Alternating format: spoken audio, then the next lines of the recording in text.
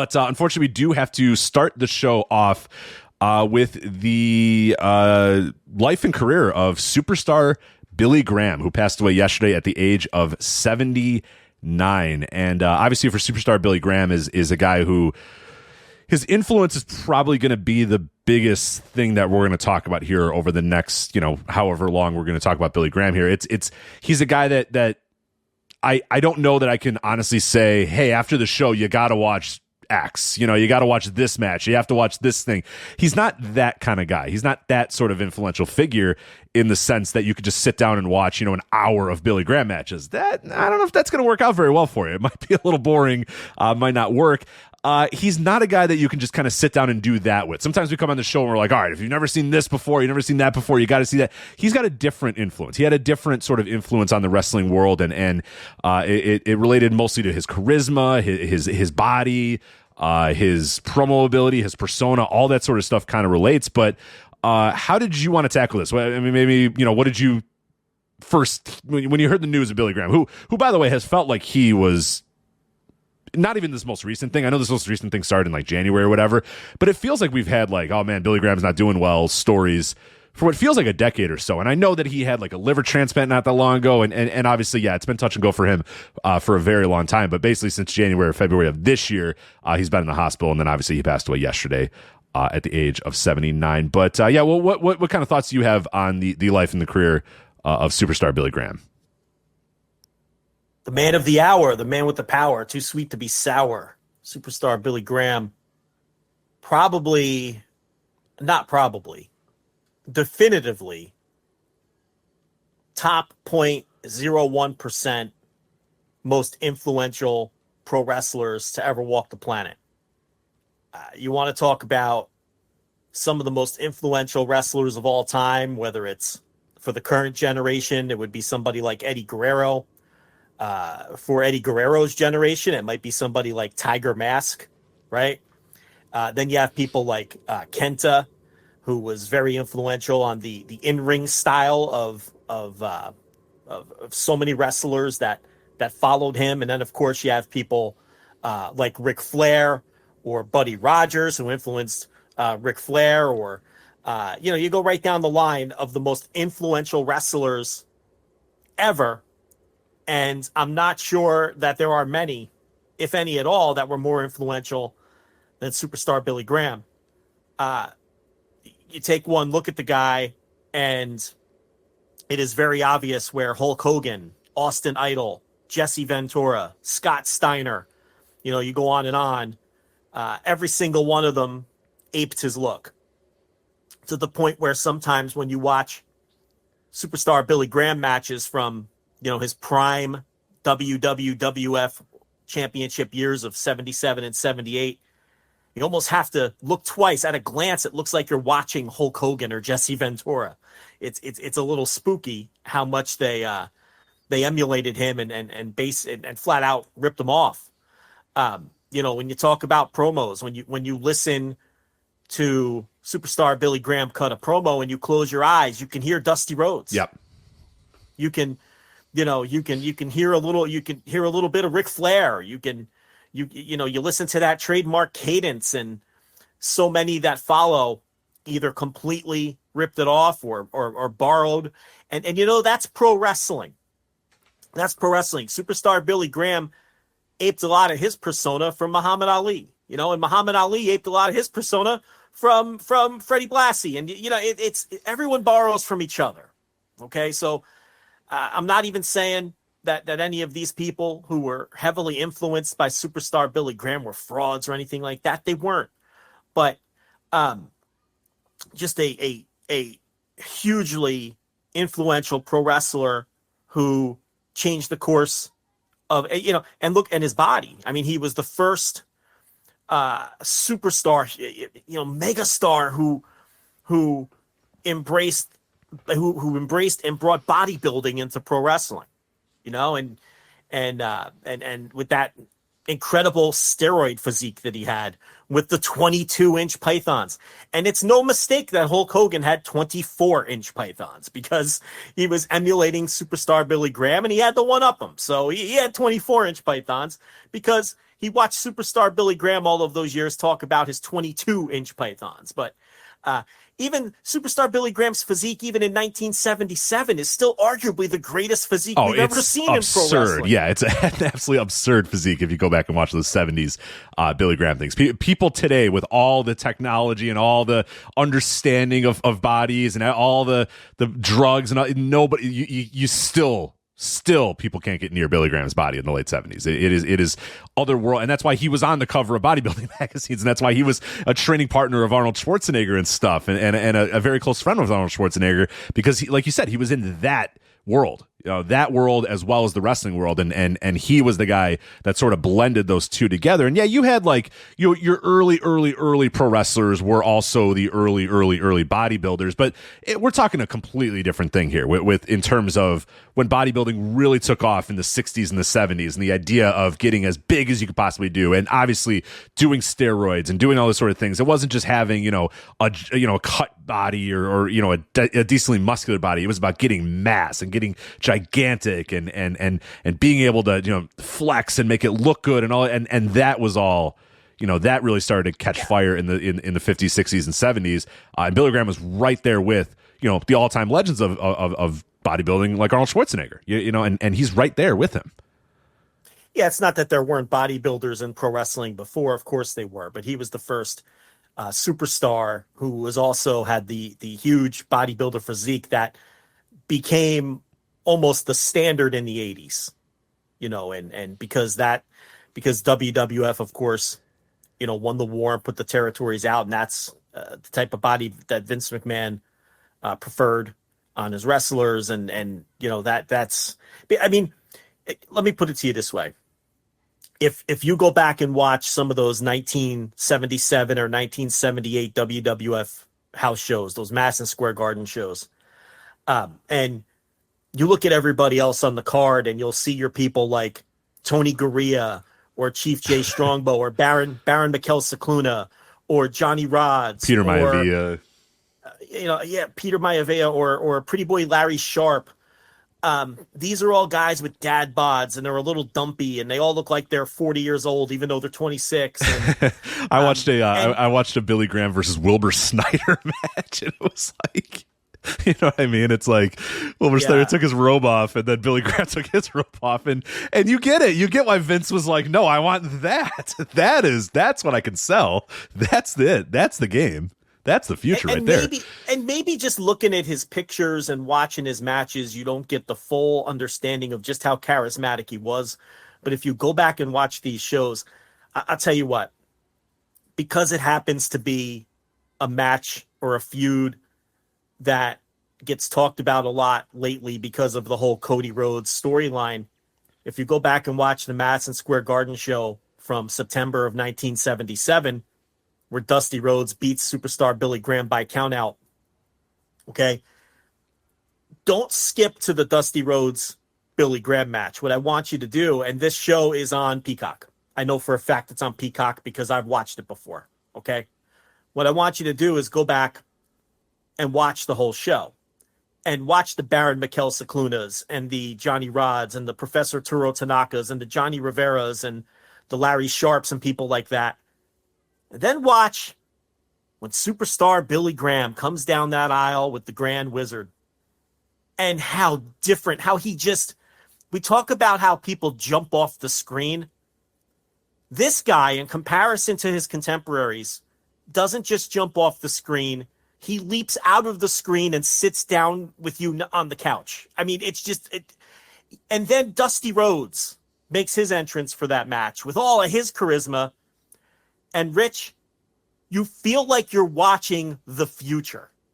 This match is in 1977. And if these two guys walk that aisle today on a Dynamite in the main event, they'd be the two most charismatic people on the show. And they would get over instantly. Instantly. And that's not hyperbole because the man just died. Okay, this isn't rose-colored glasses because we're honoring him today because of his death. It's the truth. And they both would pop off the screen in 2023 because they're two of the most charismatic wrestlers of all time. You watch them in the context of 1977, And it just blows your mind. You watch that match and you're like, I'm watching the future.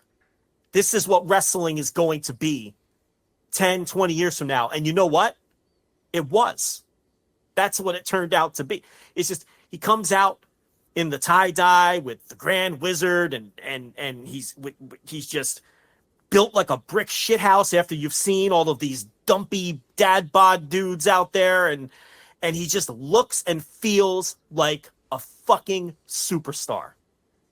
And then Dusty Rhodes comes out with all of that charisma, and there's just a different energy in the crowd.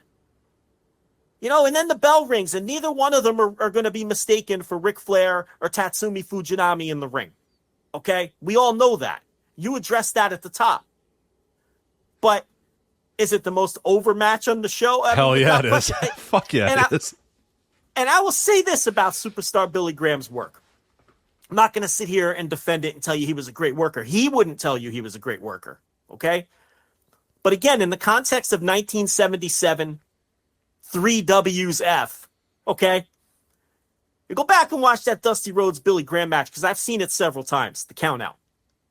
And then they have a rematch, I believe, in October, which is the some kind of gimmick match, because there's a bull rope involved. It's a bull, yeah, I think it's a Texas bull rope match or Texas death match. It's one of the two, I forget, but yeah, it's cool. I watched that match too. That one's fun. Yeah, and that has, you know, and that's where Graham beats him, and you know, but you go back and you watch that match, and there are some, look, Billy Graham was never the most athletic pro wrestler, not even close. He wasn't the most dynamic pro wrestler. He got by on his charisma, but he did do some things in that ring better than everybody else did in 1977 WWF. And this probably came from working with Pat Patterson and Ray Stevens early in his career, because believe it or not, and I watched some Superstar Graham today to prepare for this too. Not as much as I wanted to, because I was busy with some other things. But he reminded me of Patterson and Stevens in a lot of ways, because first of all, he would bump his ass off. For a guy that was so much bigger and stronger and more charismatic than everybody else in the company, he wasn't afraid to fly around for those baby faces and make them look good. For sure. No, he didn't move around like a giant. He didn't move around like a giant in the ring, and he probably could have. And he didn't no-sell like an asshole either. Okay? He bumped. And the other thing he would do when he bumped, if you pay attention to him at his peak, not in the later years when he was really immobile and had a lot of injuries, but I'm talking like 77, 78, the title run. What he would do when he would bump is on the mat, he'd flop around like a fish, or he would do these little mannerisms to really put over that the babyface was putting it to him. And he begged off real well. And, you know, Ric Flair talks about how influential Superstar Billy Graham was to him. And you can see it in the way Billy Graham begs off. You can picture Ric Flair begging off in your mind's eye right now. Right? That's like one of the trademarks of heel Ric Flair, begging off. And he got that from Superstar Billy Graham, who would beg off from the baby faces, and he would bump, and he would do these little mannerisms and flop around and really get these guys over. And he wasn't someone who was going to no-sell. This wasn't Road Warrior Hawk. Okay? This wasn't Sid Vicious. This wasn't someone who wasn't going to sell for the baby faces because he had some kind of massive ego in that regard. He was out there to do business and make these guys look good, and he did. Because he wasn't in any danger of losing his heat. Look at him. Yeah. Look at him and look at everybody else. He could talk you into the building no matter what. He was going to be fine. Yeah. Yeah, and he came up with Pat Patterson and Ray Stevens. And those guys, as heels, flew around for everybody. And he saw that was a formula that worked. You know, in fact, I heard Dave Meltzer talking about this earlier today. And he said that Roy Shire got on Superstar Graham's ass at times to say he was selling too much. He's like, what are you doing? You're selling too much. I don't want you selling this much. So I just wanted to defend his work from that standpoint. Again, are you going to see any 5-star classics? No.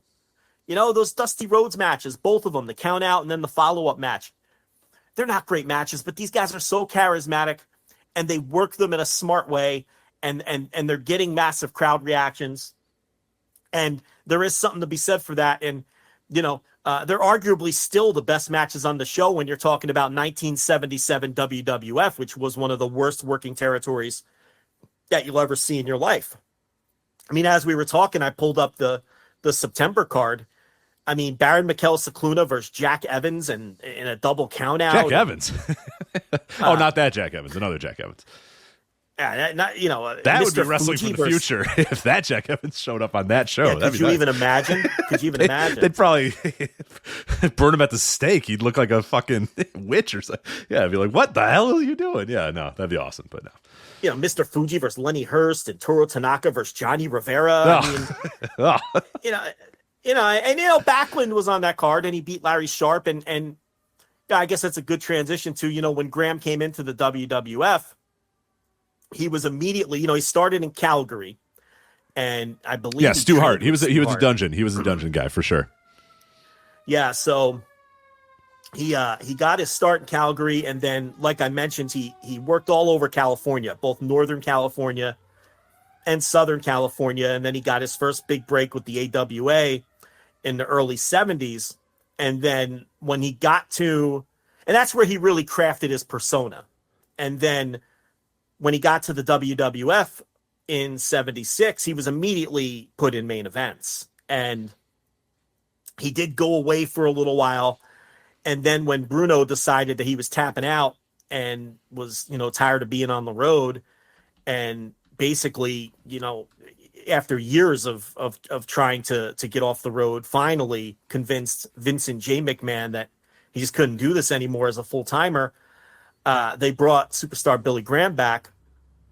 And in the now infamous story, Vince McMahon, and when I reference Vince McMahon until we get a little later on here, I'm always referencing the father, right. Vincent J. McMahon. Yeah, we got a number of years until we're Vince Jr. Yeah. Laid out the plan. He told him the exact date he'd be beating Bruno for the title.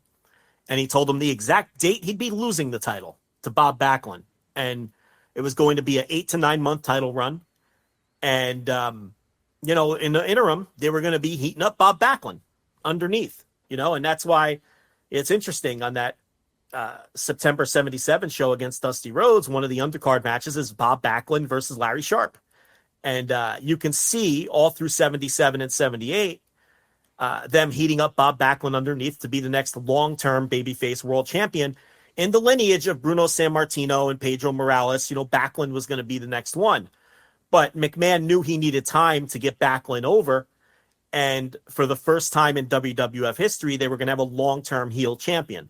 The other heel champions were all very, very short-term interim champions. Ivan Koloff beating Bruno when they took the title off Bruno the first time. Right, had it 20 days or something like that. 20 or 30 days. I forget. It's under. It might be 20. It might be exactly 20 days, but it's very short. Very short. Yeah, before to get it back to get it to Pedro. And then Stan Stasiak was even shorter, maybe like a week or 9 days. Yeah, he may have had 7 or 9 days. Yeah, I forget. And that was just to get it back to Bruno.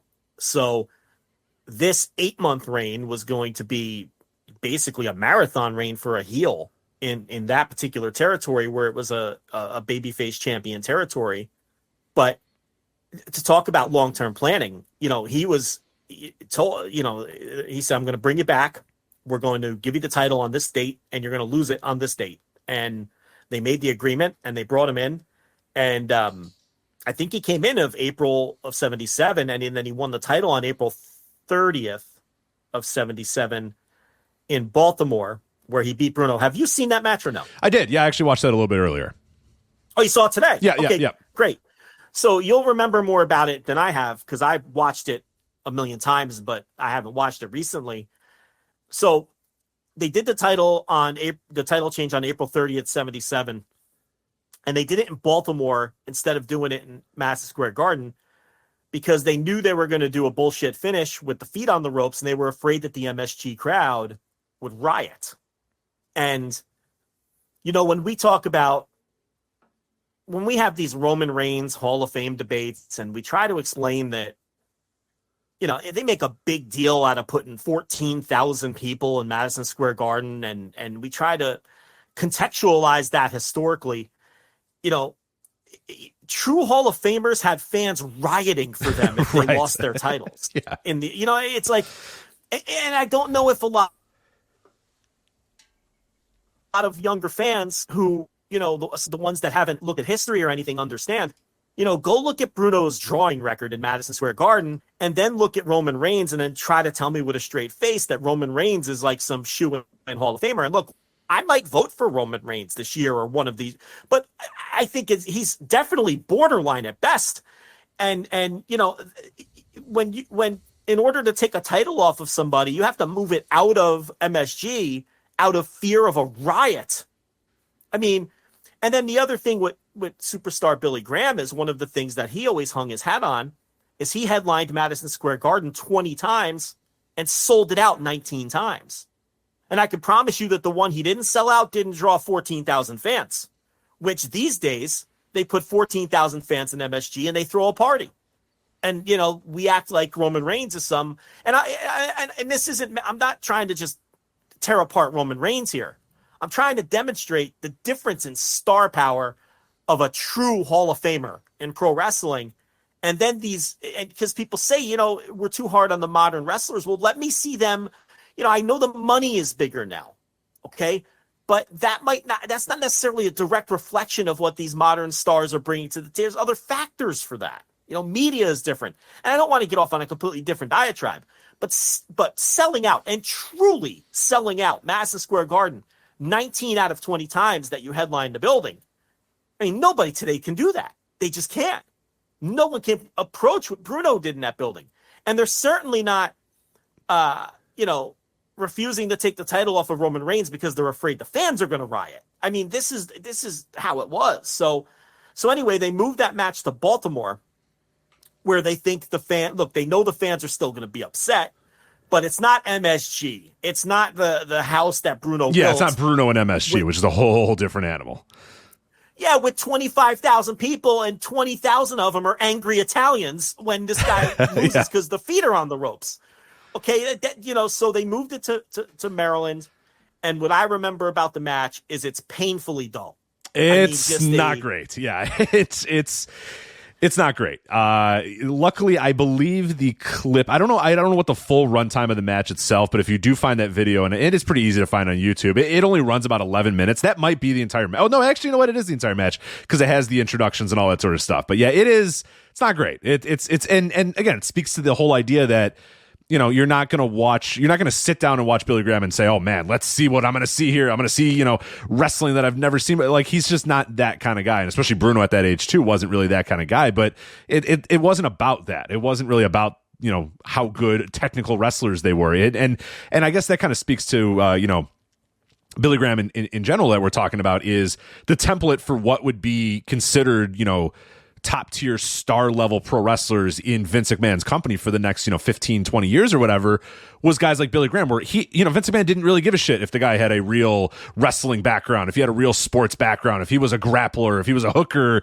if he could, he didn't give a shit. Hey, how do you look and can you talk people into the building? Great. Sounds good. Where, that didn't, most of those other guys that we're talking about in the history of wrestling all had, some sort of real sports, or the people have to believe that guy can grapple with them or stretch a guy or do that sort of stuff. And Billy Graham, it was just the complete no. It didn't matter because fucking look at him. It doesn't matter what he can do in the ring. It's just he looks more powerful. He looks stronger. So yeah, even if this guy that he's facing is a better, technical wrestler, it doesn't matter because look at him. Look at Billy Graham. Look how big he is. Look how strong he is. That's all that matters. And that really became the template, for better or for worse, for years and years and years in professional wrestling. But yeah, this is another match where, again, you see it, that Billy Graham is just not going to go out there and work like you're going to watch. He's not Ray Stevens. You know what I mean? He got the selling from Ray Stevens and Pat Patterson or whatever, but he's not Ray Stevens. He's not Pat Patterson. And that wouldn't have really worked either. It kind of worked for him to just be in there and do that. But yeah, it's not a good match. It's dull as hell, but it's a historic match, and you probably should take some time to watch it if you get a chance today. And the other thing I remember about the match is, they did the 2 feet up on the ropes and at the pin, but I remember the referee just not being very late on the cue. So Graham puts Bruno in the bear hug. and they had built up Graham. They brought him back in March. Remember, he was there in 76 and was working main events, and then he left, went bouncing around the territories again. They bring him back in March of 77 with this plan to put the title on him. And they put him on TV, and he's beating all the jobbers with this bear hug. So they do the match in Baltimore. He's got Bruno in the bear hug, and Bruno is fighting, and he's not going to give up. And or is it the other way around? You just watched it. Someone was in a bear hug, and they get backed into the corner, and the referee breaks them up. And at that point, Bruno is beating the shit out of Graham in the corner. And the finish is supposed to be the referee comes in to pull Bruno off of Graham because Graham is in the corner and you're not supposed to be attacking a man in the ropes. And that's when Graham pulls Bruno's legs out from underneath him, puts his 2 feet up on the top rope. Yeah. And scores the illegal pin. From what I remember, Bruno is putting a beating on him, and you can see Bruno yelling at the ref. Like, let's go. Come on. What are we doing? Right. Yes, you and can. Like time is standing still. And then finally the referee realizes, oh shit, this is the finish. And then he goes in to grab Bruno. Man, and they do the finish. Honestly, if not for Bruno, man, WWWF fucking stinks. Like it's just not that good. I know it won. No, in that era, it's terrible. It's so bad. The wrestling's bad. The referees are bad. The ring announcers are bad. The arena looks bad. Everything looks terrible. It's just like they just hit on, like, they were in New York, which obviously helped a lot, and they had Bruno fucking Sammartino. But it's like, yeah, no, the referee's an absolute dope. Yeah, and that's true of a lot of those matches you watch. And the referee, like the ring announcer's like not good. This guy's like stumbling over. I don't know who the ring announcer was. I know they had different like regional ring announcers in all these different spots. I don't know who the Baltimore guy was, but he called the promotion by the wrong name. He called it like the I forget what he says, but he doesn't say Worldwide Wrestling Federation Championship, and he's just weird about it. And then he messes up Billy Graham's name. I'm like, what's going on here? Come on, this is Billy Graham and Bruno Sammartino. Let's figure this thing out. But it's like, yeah, you got Bruno, and your home base is New York. That can solve a lot of problems. Yeah, I mean, they had, it was never known as some territory that had great work. Now, in recent years, with the network putting up a lot of those old all-star wrestling shows and championship wrestling shows from the late 70s and early 80s, believe it or not, Rich, there's kind of been this kind of revisionist thing that, no, it was actually good. And I cannot get on board with that. It was awful.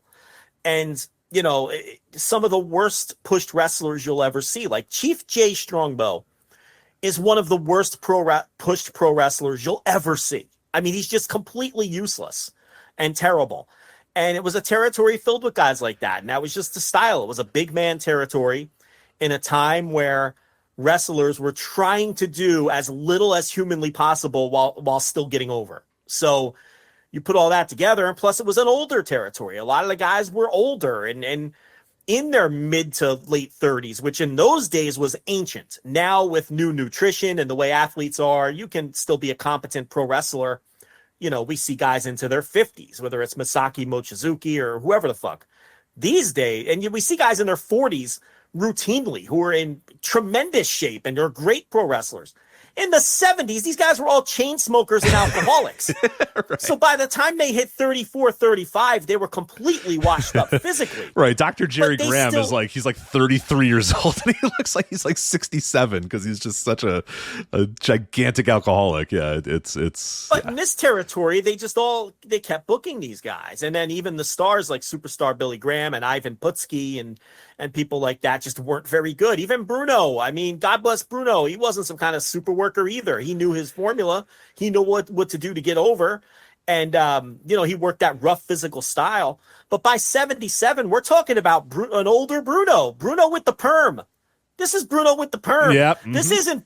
This isn't prime Bruno with the slicked back hair who looked like a fucking Italian hitman. This was Bruno with the perm, tired old Bruno who just wanted to go home. 1 foot out the door. 1 foot out the door too. He is tired. He wanted to go home. So no, it was not a good territory. I do not accept the revisionism on that. I reject it. So you're not watching WWF to see great matches, but did they have their formula? Did Vince McMahon know that in the northeastern cities, especially in Madison Square Garden, did he know that if you had an ethnic babyface, an Italian or a Puerto Rican especially, okay, no mistake, Bruno, Pedro Morales, people like that, to draw off of the local fan base and the local culture, that you were golden, and you bring in the monster of the month and you work them up the card on TV. That was they'd bring in the monster of the month, whoever it was, fucking, name your guy, Waldo Von Erich, or, because the Italians and the Puerto Ricans were the baby faces. The Germans and the Japanese were the heels, because it was 20 years after World War II. Okay. Right. So, you'd bring in whoever, your Waldo Von Erichs or your Killer Kowalskis. He was a little bit earlier, but you get the idea. You put them on TV. They beat the jobbers on TV. They get over. You stick them with either Blassie, the Grand Wizard, or Lou Albano. You stick them with one of the three managers to do all the talking. Okay. Then on MSG, you put them on their first MSG show and they beat an undercard guy, Victor Rivera or something. Then on their next MSG show, they beat the gatekeeper, Chief Jay Strongbow. I mean, you go look at the records. This is how it always worked. Chief Jay Strongbow was the gatekeeper. They beat him in a semi-main or something, and then it was time for the title match against Bruno or against Pedro or later on against Bob Backlund, and then they would lose, and they'd send them on, then they'd work their way back down the card and move on to the next territory. And this formula worked for 3 decades. It worked. It was a winning formula. These people just wanted to see their local ethnic heroes, and then later on Backlund, just beat these guys up and try to beat the curfew and hop on the train and go home. And it worked. But it wasn't Mid-Atlantic. Okay, it wasn't Mid-South. It wasn't Memphis in terms of, you're not going to see great matches or great brawls or state-of-the-art pro wrestling. You were going to see bare bones, basic pro wrestling is what you were going to see. A lot of punching and kicking and some very simple storytelling, like Dusty Rhodes beating Billy Graham by countout to build to the rematch 3 months later where they do the gimmick match and do the blow-off. So that's kind of how it was. And it worked. And Graham held that title until 78 when he lost it to Bob Backlund as planned. And, what was happening was he was starting to get over because he looked so great and he was so charismatic. He did pitch trying to go babyface, and he made a plea to Vince, Vince Sr. He made the plea, look, let's, I forget who he wanted to do the angle with. It might have been Ivan Koloff or somebody like that, but he wanted to go babyface and keep the title. And McMahon said, no, I promised Backlund the title. He's over. It's going to work. And, and there's some lore behind that too. There's, in the years that have followed, there's some people who think that, that Vincent J. McMahon pushed Bob Backlund sort of on a bet or a challenge rather. Because he handpicked this guy and people told him they were crazy. He's too bland. And there's sort of this idea now that maybe he took that as a personal challenge to prove that he can that he can get Bob Backlund over and draw with Bob Backlund on top. I don't know if there's any truth to that, but that is something that's been floating around. Point is, Graham's pitch to go babyface, was rejected by McMahon. They put the title on Backlund. Backlund obviously had a very successful run as the world champion, and Billy Graham moved on, and he once again bounced around the territories a little bit. He took on he was everywhere. Karate Kung. He went everywhere, and he took on the Karate Kung Fu persona for a little while to kind of change things up. Yeah, I think that's one of the most interesting parts about Billy Graham's entire career is that he got over as, superstar Billy Graham with the mutton chops and all that sort of, and like he could have done that exact same thing everywhere. He could have gone to every single territory and every single place and done that exact same gimmick and probably made a good amount of money and probably would have, been booked in so many of those different places. And he just decided that no, he was going to shave the blonde hair, shave the sideburns, go with the bald head and the mustache. It was just like, okay, yeah, it was just a totally different. And it's wild that he did that. It blew my mind that, he would do such a different look to his entire character when it's like he had established something, but as you'll see and as we'll talk about throughout history, like he did that a couple times. I don't know if maybe to himself it was sort of a challenge to see, hey, can I still get over as this guy? Hey, let me have some fun. Let me, because he would change his look a lot. Like we'll talk about his look, later in the mid 80s, which was totally different than his look in the 70s, which is totally different than his look in the early 80s. So he was always reinventing himself, but that charisma and that it factor was always there no matter what. The karate stuff, a little tougher. The black karate pants was a little strange. I don't know. I don't know exactly why he did this, but whatever. Well, he just was, trying to do something different to get over, and it didn't really work. It was a bomb, and he did it in Mid-Atlantic. He brought it to the WWF. He brought it to some other places. I think he did it in Japan too, which is yeah. But it didn't work out, and and really it was all. His career kind of was all downhill from there. And then he kind of went back to his previous persona when he went back to Mid-Atlantic in 84, 85 and had a run there where I think the plan, was to build him up for world title matches and stuff. But he was already around 40 at this time, and he was never the most athletic guy to begin with. No, and he got bigger at this time too. If you watch Billy Graham in this Mid-Atlantic run, like go, and there's a lot of promos out there on YouTube and stuff. This is when he's got the tie-dye look, and he's got the full, goatee that Scott Steiner would eventually have, exactly where the mustache was blonde, that whole look. And he's also just bigger. You can tell he's just getting bulkier and bulkier and bulkier as he's getting older and older and older. And it's like, yeah, the guy that was able to kind of do some stuff despite his mass, in the 70s. The match is now at this point, I watched a few of them. It's like, okay, yeah, this guy is, and he's getting older too. He's in his, late 30s at this point. He's in his early 40s here. Yeah, is it early? Yeah, I guess it is early 40s. So, I mean, early 40s in that era, when you're adding that much bulk to your body is probably not going to go well. And it really doesn't. And the rest of his ring work is pretty atrocious the rest of his career, but he still can talk. He can talk you into the room, and that's why he kept getting job after job after job, and everybody kept trying to kick the tires because hell, it's still superstar Billy Graham. You got to see what you can do. He was born in 1943, so by the time he goes back to middle, by the time he has that second run third or fourth, basically. Post, yeah. What I mean is like the second post WWF championship run with Mid-Atlantic, where he's not doing the karate thing. He's already 41, 42, 43 years old at that point. And like you said, he's got kind of he went back to the tie-dye and he went back to the traditional superstar Billy Graham look, but he had the shaved head and he had that, facial hair that Scott Steiner eventually copied. And the promos were still there, but especially by the working standards of Jim Crockett at that time of Mid-Atlantic. I mean, he just wasn't a great fit. So he did end up back with the WWF in 86. And at this point, he's 43 years old. And I remember, now we're starting to get to where I can have memories of seeing him in real time. I remember vaguely seeing him on TBS, but I remember vividly as a young kid seeing his return to the WWF. And by then I was already, reading the magazines and stuff too. And he comes back in 86 and he had his return match against Bob Bradley, who I think later on became Battle Cat, if I'm not mistaken. Yep. Mm-hmm. So he was a good worker. And it was no mistake that they put him in there with Bob Bradley. And this match is on AWF YouTube. superstar Bob Bradley. You'll hear about that. It's pretty soon at That's flagshipwrestling.com. right.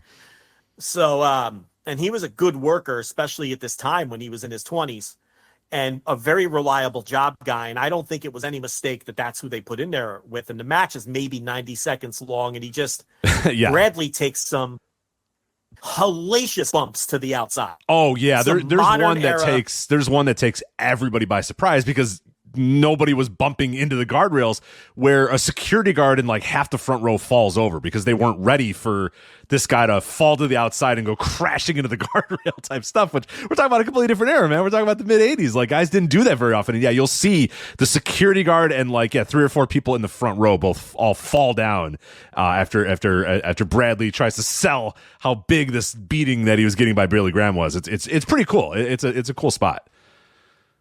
Yeah, and he works really hard to get Graham over, but it's obvious that Graham cannot move. And he had to go in for another hip surgery at that point. Did you listen to the commentary on that match or no? Oh, yeah.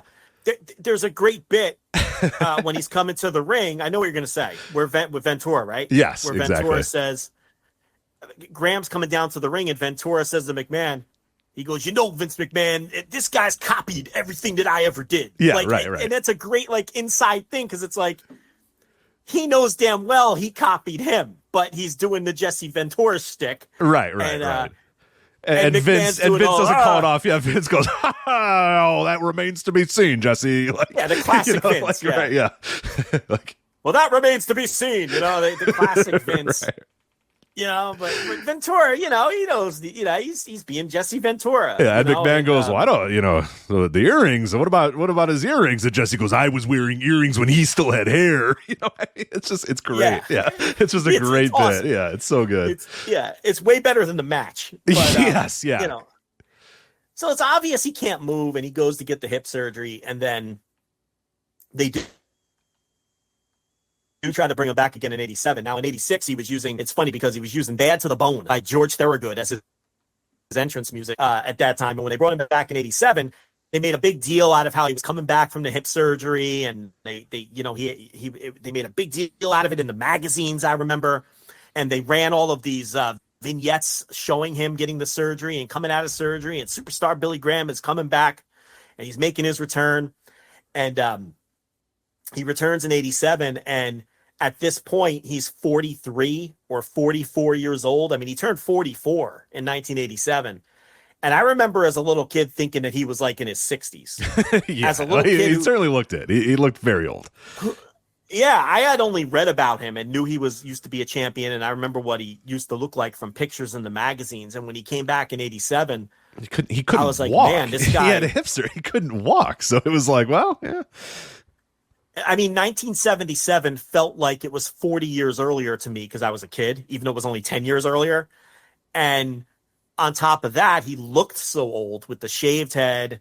And when he takes his shirt off, even in that Bob Bradley match, he takes his shirt off and McMahon tries to put over his physique. He's like, oh, look at this. Look at this. It's so good. He's like, the physique. Oh, my goodness. And it's like, I don't know. It's all right. And it's like, all right, he looks really good for a normal 40-year-old on the street. But by 1987 WWF, he doesn't look that great. Oh, no. On that roster at that point, no. He's not even in the top, 20% of the bodies in that company at that time. I mean, what the fuck? Paul Orndorff and Rick Rude and Hulk Hogan are on this roster.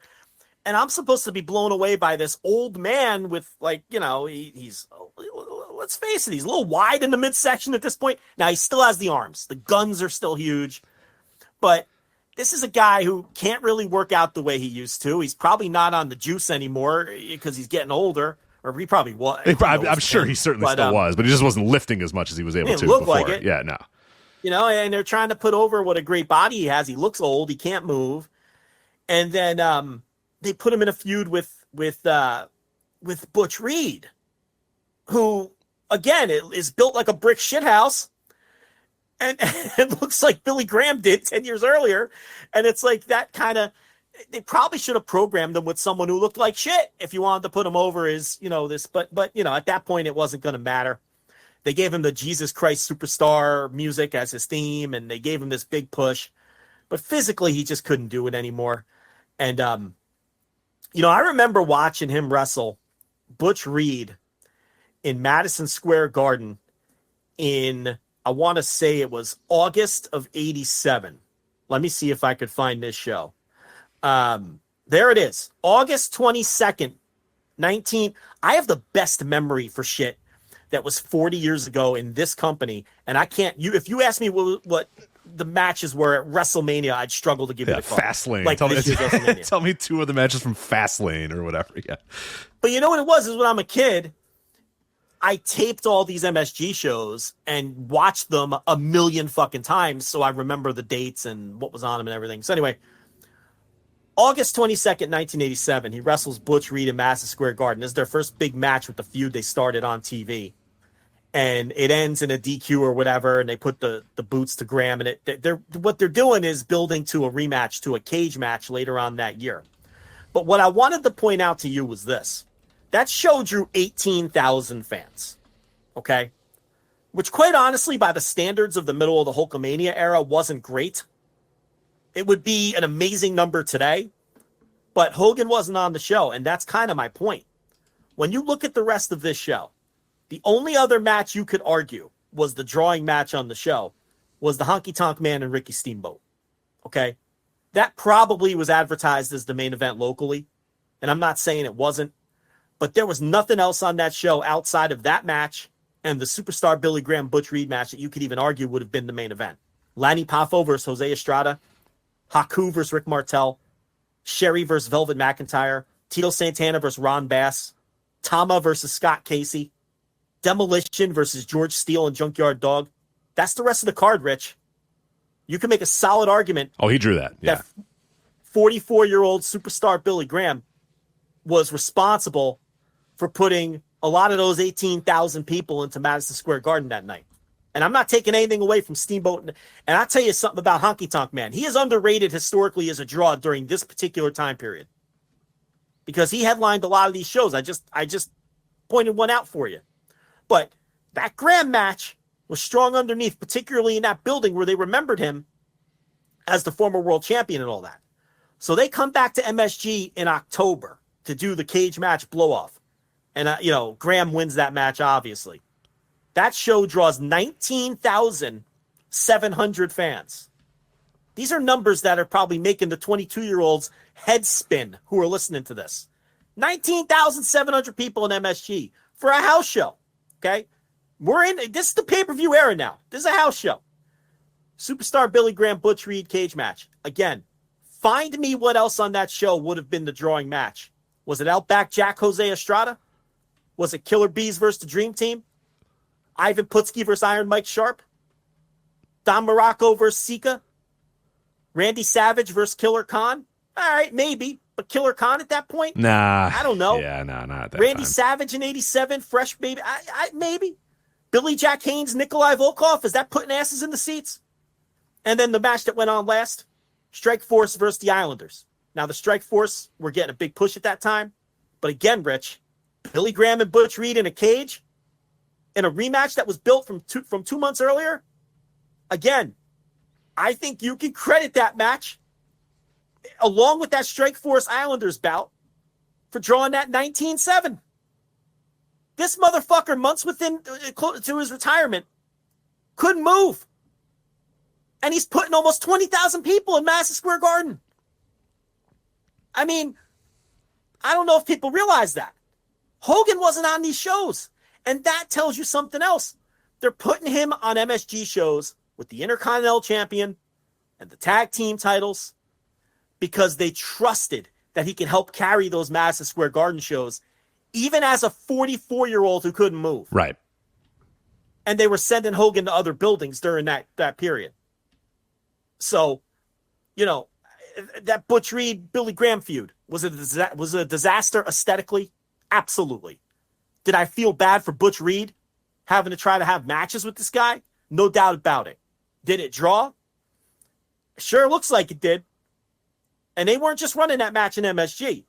They were doing that match all over the loop. They were doing that match at the Spectrum. Didn't draw as well there, but there's a story behind that. Here you go. October 10th, 1987.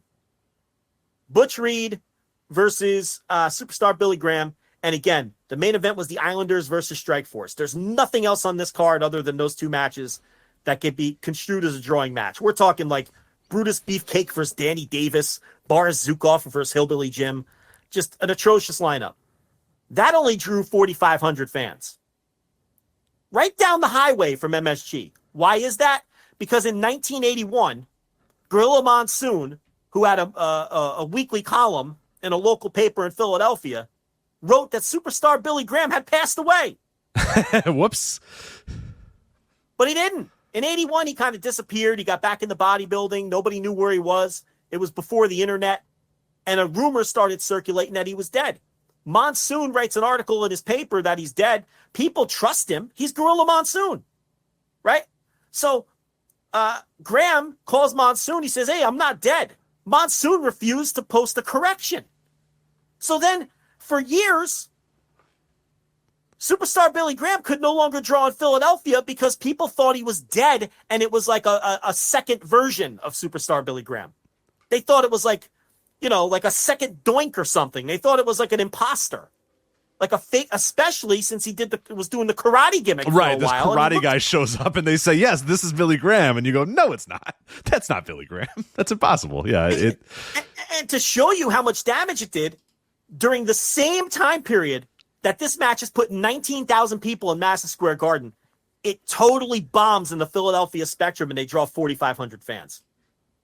Gorilla Monsoon, so stubborn, killing the town. Would you stop? He's killing the fucking town for when this guy comes back in. It's crazy. But yeah, so, that was kind of his last big program, and it did draw better in MSG than it did anywhere else, which would stand to reason because he was a massive superstar in MSG just 10 years earlier. Yeah. And, they were drawing on the nostalgia, but he couldn't go. And then in October, they shot the big angle for TV where he had the TV match with Butch Reed and Slick, who was also managing One Man Gang at that time. Butch Reed and Slick came into the company together from Kansas City. They came in as a package. And eventually they gave Slick some other wrestlers. They were phasing Freddie Blassie out. So at one point, they had Freddie Blassie and Slick co-managing the Iron Sheik and Nikolai Volkov, for example, as they were phasing Blassie out, because Blassie was too old at this point. He had to come off the road, and he was older. One of Slick's other guys was the One Man Gang. So you have this match, and superstar Billy Graham is already advertised for the Survivor Series. He's going to be on Team Hogan. It's Hogan, superstar Billy Graham, Paul Orndorff, Bam Bam Bigelow, and who was the fifth guy? I can't remember. But the opponents were going to be Andre, Rick Rude, Butch Reed, One Man Gang, and Bundy. Okay? Who the hell was that fifth Hogan partner?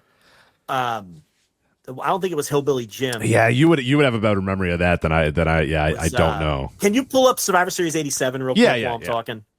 So anyway, Billy Graham was advertised for that Survivor Series match, and it's very obvious that his body is just it's not going to work. The matches are terrible. It is Butch Reed feud. You just jump in anytime. Bigelow, Morocco, Patera, and Orndorff. So Patera is the guy because Morocco, this is what I'm getting to. So it was Hogan, Orndorff, superstar Billy Graham, Ken Patera, and who's the fifth guy? Bigelow, Morocco, Patera, Orndorff, and Hogan. Bigelow. Yeah. Right. Bigelow. So what happens is they do this Billy Graham Butch Reed match on TV, and this is how they wrote him out. They did an angle where One Man Gang interferes and they do a quick DQ finish, but then they beat up Billy Graham in the post match. One Man Gang gives him a splash on his hip, on the reconstructed hip, and it's a 3-on-1. Don Morocco makes the save. At this point, he's a freshly turned babyface, and he's on the juice now, and he's The Rock. They're calling him The Rock. Okay, he was the first Rock. And he runs down and makes the save. And the body transformation that Don Morocco went through, because if you look at him at WrestleMania 3 in that tag match against the Can-Ams, it's against Zank and Martel, and it's Orton and Morocco. And Morocco still has the dad bod. By the end of the year... Oh, my God. You will never see a body transformation this drastic, this fast. He is one of the biggest guys you'll ever... I mean, just pure steroid muscle bulk. I mean, he is fucking massive. You want to talk vascular. This guy had veins. It's sick. It's sickening. That would put Jinder Mahal to shame. I mean, just popping out of his traps and his neck and his fucking... This guy was ridiculously traps. Jacked. Those traps go from his the traps. up to his mid ear. Yeah. So he is freshly turned babyface. He makes the save. So what they do is that's the injury angle that takes Billy Graham out of the Survivor Series match. And it really wrote him off. That was it for him, because that match was taped in October. It didn't air until, let me see if I can find it real fast. It aired on November 14th. He wrestled his last house show match on November 7th against Butch Reed. So they kept him on the road until the angle aired on TV, which is one of those old continuity things where it didn't happen yet until it airs on TV, right? So he wrestles on the road until the 7th. The angle airs on the 14th. Survivor Series is Thanksgiving, so it's only a week later or whatever. So they do the angle. They air it on the 14th. They take him out of the match. They put Morocco in. Graham wrestles his final match ever on November 7th, 1987. And then they make him Don Morocco's manager, The Rock. And they figured, well, he can talk. We all know he's one of the great talkers. But it didn't work out. Because, Rich, there's a difference between being a great talker, cutting promos, putting yourself over, and being a manager and trying to put someone else over. Or then they tried him as a television announcer. Yeah. He was a terrible television announcer. He's so bad. He's so bad. It's a different kind of talking. It's not the same. Like, he had a routine down and a cadence, and he knew how to talk himself up. He knew how to be arrogant about himself. Well, he also just looked like he was just this like frail, not frail. Frail's not the right word, but I guess considering what he did look like before, old. He was just this old guy with a cane that wore tie dye and had weird earrings, and you're like, who's this guy? Like, I remember him at WrestleMania 4, one of the first wrestling tapes I ever rented, and I'm like, who the fuck is this guy? Like, why? And yeah, he still talks the way that superstar Billy Graham talks, but it's like, he just looks like this frail old man that wears, he looks like Jimmy Valiant. You know what I mean? He feels like he's Jimmy Valiant at that time, which just is too diametrically different, in terms of what Billy Graham was able to offer compared to Jimmy Valiant. But it's just like, the magic was gone at that point for sure. Yeah. So neither of those things worked out, either as a manager or a color commentator. And at that point, there was really no more use for him, and his career was over, and that was it for him. But, and then he obviously stayed in and around wrestling a long time. Now, look, the one thing about superstar Billy Graham that cannot be ignored, he was the ultimate carny. He was a con man. He's an old school wrestler. Well, he's a wrestler, yes. So go on. Yes, he's a professional wrestler. Yeah, it's not all roses with him. And he had a lot of, with Vincent K. McMahon. Now we're talking about the Vince McMahon that, is still around today. A lot of grievances with him and a lot of fallouts with him. And he did some deplorable things, like during the steroid controversy and the ring boy controversies and things like that. He made up stories. He said that he was an eyewitness to WWF officials abusing children. And, maybe you can say, all right, maybe his heart was in the right place because he was trying to get these monsters put away. Right, but he was trying to get money. He literally said, I did it to try to get money. Sorry. Right. So he was jumping on the bandwagon to try to get them to pay him off, and he was trying to do it to get money. And and he made up stories about people that weren't true, that he wasn't an eyewitness to. And, there was a litany of things that over the year. And look, we talked at the top, he's seemingly been dying for 20 years, and it almost became a meme. Every 6 months there'd be a write-up in the Observer that superstar Billy Graham is back on his deathbed and doesn't have much time left. And now look, he had a lot of health problems. Okay. He absolutely had a lot of health problems, but he's also a guy that knew how to stay in the spotlight, and he was a worker. And, it's not all, roses with him. No, one of the recent stories, and I'm sure we covered it at the time, is that in 2015 when Dusty Rhodes passed away, and Dusty Rhodes obviously held like a pretty high position in NXT as, a coach and kind of an ambassador and a booker and all. He was basically just involved in everything at NXT, Dusty Rhodes. I think it was either the day after he died or like very shortly after, Billy Graham calls Vince McMahon and says, hey, I'd like to take the position of Dusty Rhodes. And it's like, all right, the guy's not even in the ground yet. Can you maybe wait to start getting his job or what? You know what I mean? Like, especially after all the stuff that he had done back and forth. I think a lot of people looked at that moment of like, all right, this guy is just, he's just does not care about other people or anything like that. So just, that's a recent story that I remember of just like, I forget how close it was, but it was like very shortly after where he calls him and says, "Hey, I want Dusty's job," or whatever. And it's like, dude, he just died. Can you maybe give it a couple minutes or so? But and also like, come on, Billy Graham was woefully, underqualified to have that position in 2015 as an ambassador or a booker or a coach for NXT in 2015. Come on, man. Come on. The Performance Center. Yeah, it's that wasn't a good role for him. He had the very public feud with Chris Jericho. I don't know if they ever squashed that, but he had a very public feud with Chris Jericho, which the roots of that were the Eddie Guerrero's funeral. And and then there was the thing recently, which he's kind of been vindicated on, if you are to believe Roy Lucier, because remember that thing a few years ago where he said that Seth Rollins should get on the juice? I think it was Seth Rollins. It may have been somebody else, but he wrote on his Facebook page or something that I think it was Seth Rollins but I apologize if it was someone else, that he'd be better off if he got on the juice. And people were like, "Oh, come on, guy. Like, you can't be, especially with your history."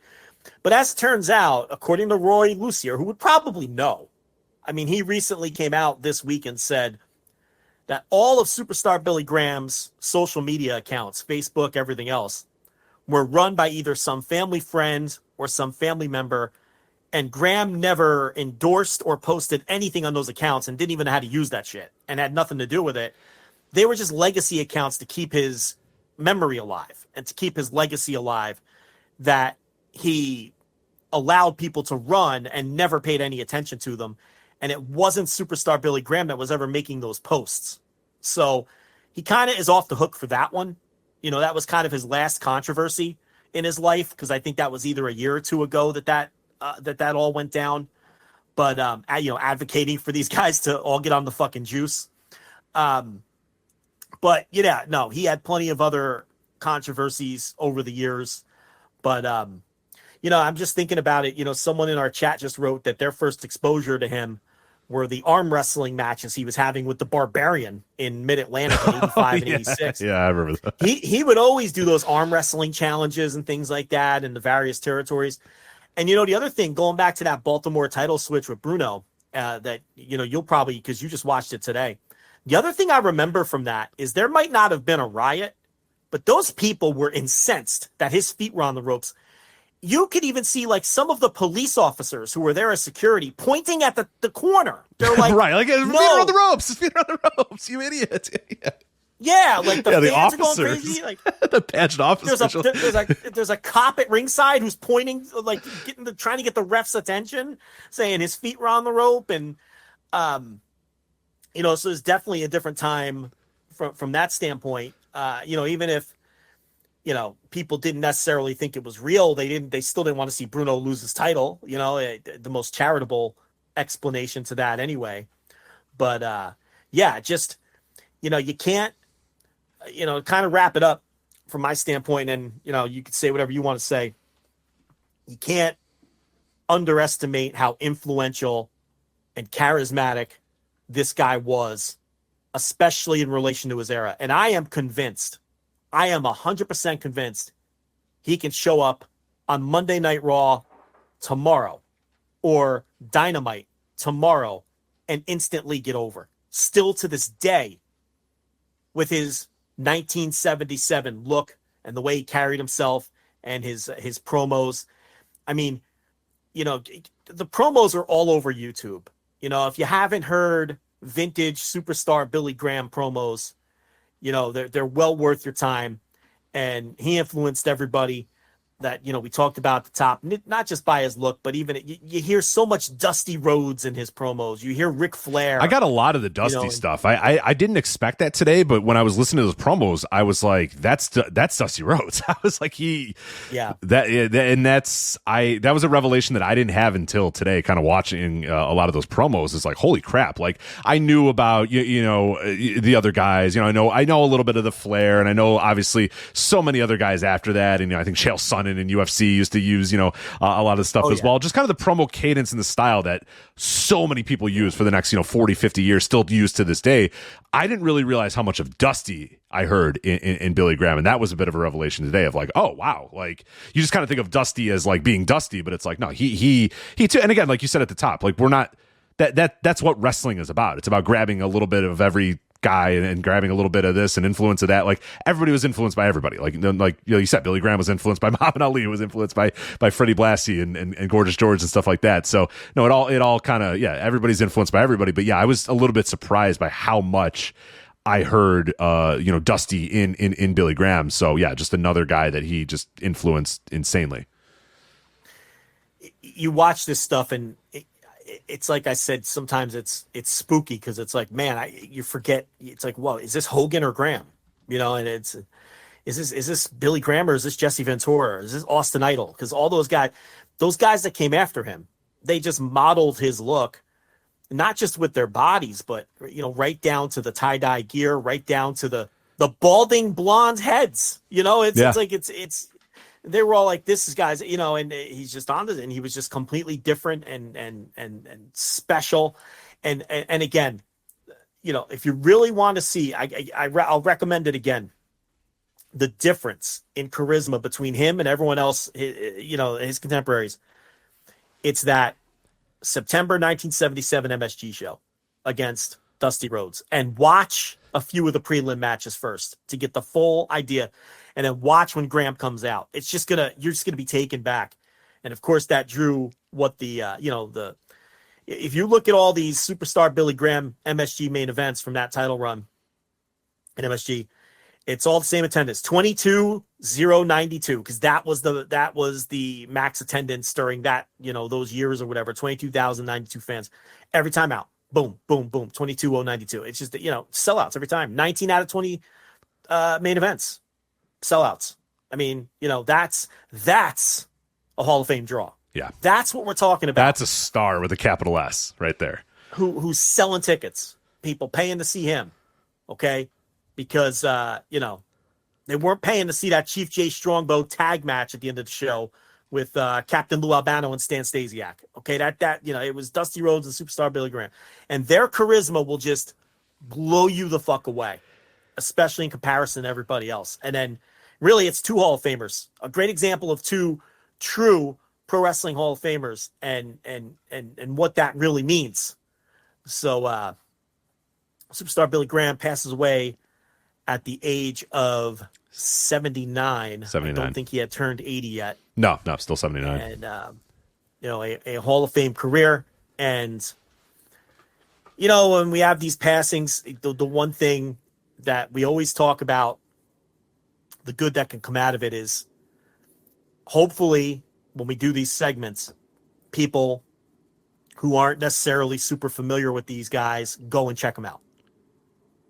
Watch the promos, watch the matches, reinforce what we're talking about when we kind of do these tributes and these obituaries with watching the actual footage and learning a little something. And, because, it's when else are we going to talk about these guys? Right. It's unfortunately, it's when they pass and right, like you said, he's one of the top 0.000 point, or whatever you want to say, the top 1%, influential wrestlers of all time. And we've probably never mentioned him on the show ever before because it's like, when else? Just because of our format. Yeah. When do you break in with the Superstar Billy Graham discussion? I mean, today, unfortunately. Yeah.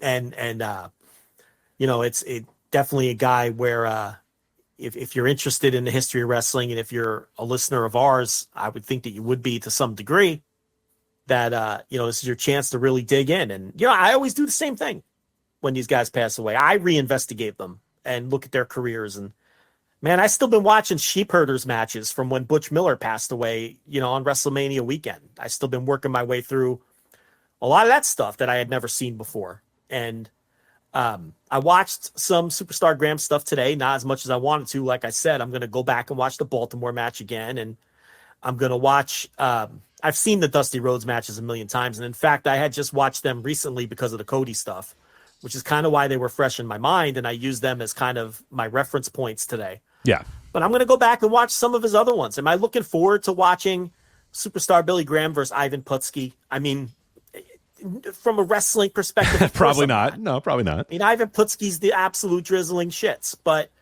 I'm going to go back and watch that. What was the bad one you watched today that you mentioned earlier? I watched the Bruno one, and then I watched, let me see what the other one that I watched. It was he was in Mid-Atlantic, and I forget who he was facing. It wasn't. I thought it was No. And then I watched the Bob Bradley one or whatever. That was terrible too. But that worked in terms of like a squash or whatever. Yeah. I forget what this Mid-Atlantic match was, but yeah, it wasn't any good. I mean, it's just like, but you got to get an idea what the guy was. So it hit play. There's a playlist on YouTube that does a pretty good job if you look for it, that had about 40 matches and promos, and I just hit shuffle on that and let it take me on a ride for a little bit. Yeah, the title reign in MSG, he wrestled Gorilla Monsoon. He wrestled Bruno a couple of times, actually, in MSG. He wrestled him in June of 77, again, 22,090. And then they came back with the same match in August of 77, again, 22,090. They did a double DQ the first time and then a no contest. Do you see how scared they were to beat Bruno in that building, even when he wasn't the champion? Yeah. So they wrap up that program. He wrestles Ivan Putski. You want to guess what that one drew? 22. About 22, yeah. I was going to say about 20 to 22,000, yeah. Fans. Then they do the Dusty Rhodes program. He wrestles Dusty Rhodes, as we talked about, in September and October. And remember, Dusty had worked with Graham in Florida previous to this, I believe. So there was, he and Graham went back to Florida for that big, whatever they called it, the Super Bowl of wrestling or whatever it was, where he wrestled Harley Race to the draw or the double count out or whatever the finish was that was the non-finish. And I don't remember the date on that one, but he did wrestle a champion versus champion match, NWA champion versus WWF champion in Florida against Harley Race. So, that's where Dusty Rhodes first got acquainted to Graham, years earlier in Florida, and then they had their matches in, and Rhodes is shockingly over in MSG in those matches for a guy who wasn't a regular in the territory or anything like that. He's fucking Dusty Rhodes. Because he's Dusty Rhodes, yeah. And they made him a polka dot guy. I still can't believe they brought that guy back and made him a fucking polka dot guy. But anyway, yeah. And you get over everywhere, then you're going to get over anywhere. You know what I mean? Then he had the match against Maivia, which did not sell out. 17,914. They did a Peter Maivia match, which was a bomb. And then right back to the sellouts. They brought in Mil Mascaris the next month, and they actually did Mascaris they did that in December of 77, and then that sold out. And they came back in January of 78 with a Mascaris match, and Mill not wanting to do the jobs, Rich. Shockingly, I know you're surprised by that. They he beat Graham in a weird DQ or something. Mill, I for one am stunned that Mill wouldn't do the JOB, but anyway.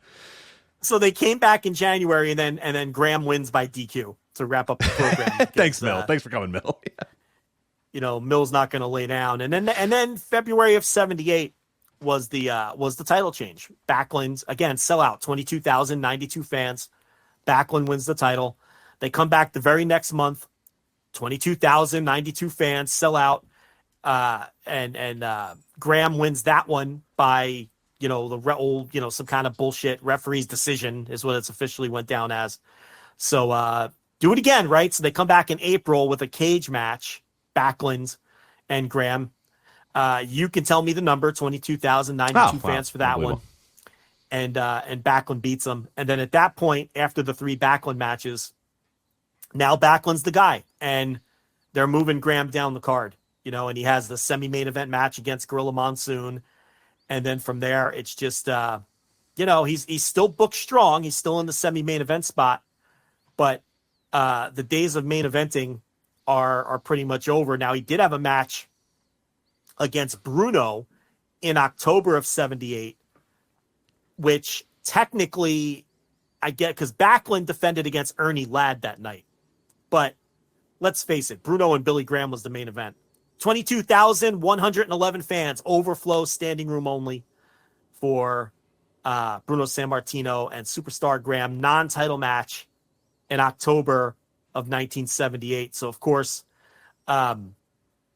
he gets a couple more title matches against Bob Backlund and MSG. And remember, this is one building that we're talking about.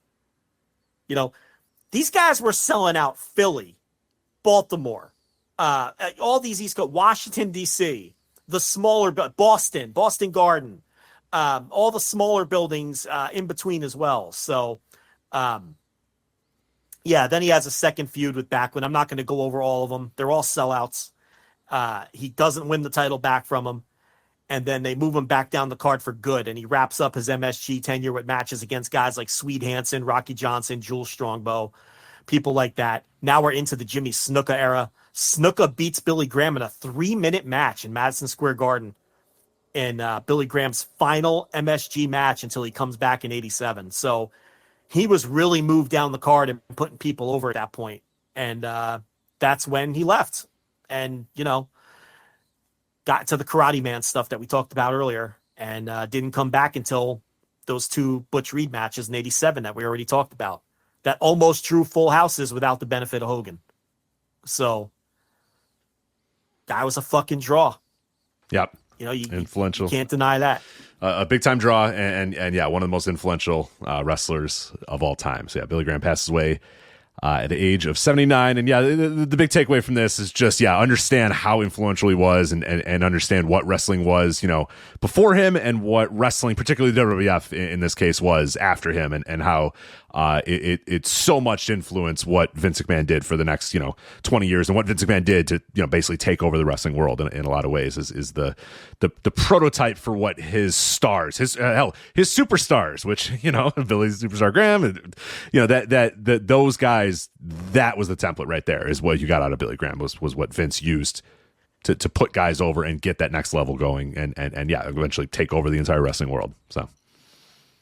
And now you see why we get annoyed when there's people on the Hall of Fame ballot that, you know what I mean, like Trish Stratus or something. It's like, what are we doing? Right. You know, it's like, I saw somebody in our Discord the other day, and I don't know if this is an earnest discussion, but somebody was like, I don't know, what do you think about Orange Cassidy? And I was like, stop. No, yeah. We're not doing Orange Cassidy discussion. We're not spending a second of our lives. If anybody spends even a minute discussing Orange Cassidy's, no, go and look at all the people that haven't made the Hall of Fame and go research them before we even spend a second of our lives discussing Orange Cassidy as a Wrestling Observer Hall of Famer. Like, come on. Please, for the life. And even I feel silly. I mean, I've sat here and advocate, like I've sat here and tried to talk myself into. I'll try to think of a good example. I'll give you a great one. The Jesse Ventura, Adrian Adonis, East-West Connection tag right. team Oh was yeah, on yeah, the ballot perfect, last yeah. year.